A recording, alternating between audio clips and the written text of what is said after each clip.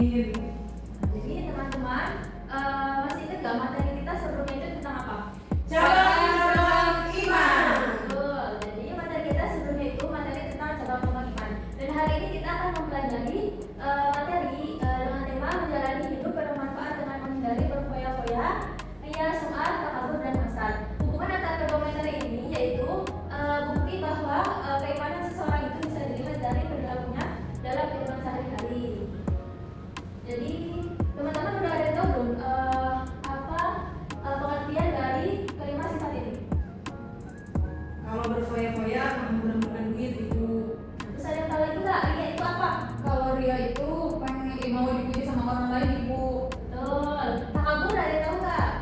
Kalau takabur itu sombong. Betul. Kebaikan udah pada tahu ya.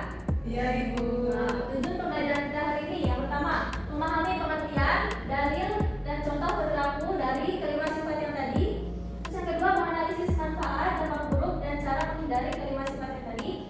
Dan yang ketiga terbiasa bersikap rendah hati dalam kehidupan sehari-hari. Jadi materi yang pertama kita itu akan mempelajari apa itu berfoya-foya. Nah, berfoya-foya ini adalah pola pikir, sikap, dan tindakan yang tidak seimbang dalam memperlakukan harta. Misalkan kita nih lagi tanggal lembar, tanggal 66, siapa yang check out terus? Aku. Nah, kalau check outnya kebanyakan nggak boleh teman-teman. Ibu tapi diskonnya banyak-banyak. Nah itu tuh godaan. Nah, teknik marketing. Ya jadi kita boleh berbelanja cuma secukupnya aja, sesuai kebutuhannya saja ya teman-teman. Sesuai Baik ibu. Ya, baiklah. Nah, jadi kata lain dari berfoya-foya itu biasa disebut dengan hedonisme atau dalam bahasa Arab ada kata israf dan tabzir. Bandir. Ya, sama ya. Tabzir. Membazir itu orangnya belakang tabzir. Selanjutnya, apa dalil dari larangan berfoya-foya? Nah, di sini terdapat pada Quran surah Al-Isra ayat 26 dan 27. Ayo kita baca bareng-bareng ya, teman-teman. Bismillahirrahmanirrahim. Wa atidal qurba haqqahu wal miskina wa ibnas sabili wa la tubadzir tabdzira. Innal mubadzirina kanu ikhwana syayatin wa kana syaitanu lirabbih kafura. Artinya, dan berikanlah haknya kepada kerabat dekat, juga kepada orang miskin dan orang yang dalam perjalanan, dan janganlah kamu menghamburkan hartamu secara boros. Sesungguhnya para pemboros itu adalah saudara-saudara setan, dan setan itu sangat ingkar kepada Tuhannya. Jadi teman-teman, kalau misalkan orang yang berfoya-foya ini itu saudaranya setan, pada nggak mau kan jadi saudaranya setan? Nggak mau. Nah, makanya kalau misalkan check out sesuai kebutuhannya aja ya.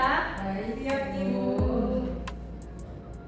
Selanjutnya, apa itu ria dan sum'ah? Jadi teman-teman udah ada yang bisa menjawab pengertian dari ria. Nah, ibu menjelaskan lebih lanjut lagi ya. Jadi ria ini adalah melakukan ibadah dengan niat supaya mendapatkan pujian atau penghargaan dari orang lain. Kalau sum'ah ini adalah memberitahukan atau memperdengarkan amal ibadah yang dilakukan kepada orang lain agar dirinya mendapat pujian. Jadi perbedaan ria dan sum'ah ini, kalau ria ini dia melakukan ibadah dengan niat dia dapat pujian dari orang lain. Kalau sum'ah dia melakukan ibadah dulu, baru habis itu dia pamerin ke orang lain. Jadi perbedaannya cuma sedikit. Selanjutnya dari larangan untuk kita agar menjauhi perbuatan ria dan sum'ah itu ada pada Quran surah Al-Baqarah ayat 264.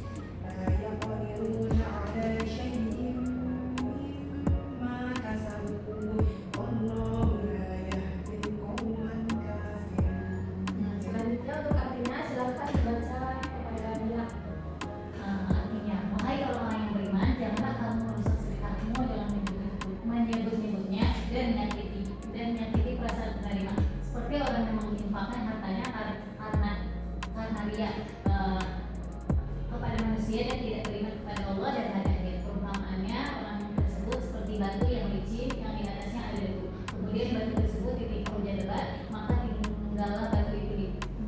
tinggallah batu licin itu.